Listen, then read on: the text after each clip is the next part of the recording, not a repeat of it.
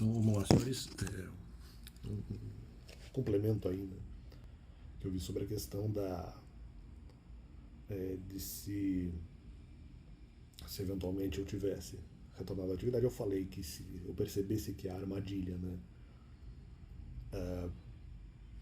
tanto na atividade de pregação, se eu fosse só para pregar, né, e se houvesse uma armadilha, se eu não fosse pregar, mas se eu fosse falar, se eu fosse fazer alimentos para entregar para as pessoas, e se eu percebesse que houvesse armadilha ali, eu sairia imediatamente. Ou talvez não totalmente imediatamente, mas ali eu sairia rapidamente da situação.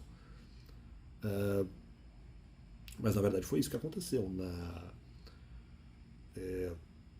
Na situação em que eventualmente eu fui pregar, né, com certeza eu na verdade fui ético, porque numa situação em que eu fosse pregar, teria que ser uma situação em que eu fosse apenas na localidade para pregar diretamente, que tivesse armadilha lá, eu teria saído.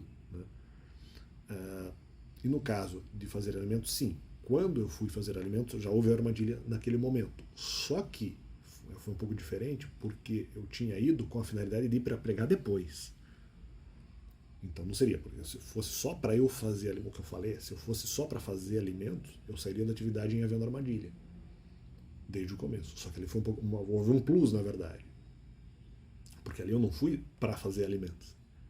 Eu fui eventualmente fazer o alimento para fazer a questão da pregação. Então ali, na verdade, é uma exceção. Se fosse uma atividade para pregar, tá, tem armadilha, eu saio. Se eu fui só para fazer o alimento, aí eu sairia se eu percebesse que tem armadilha. Como ali eu tinha um segundo objetivo, eu tinha o objetivo de fazer a pregação depois, né?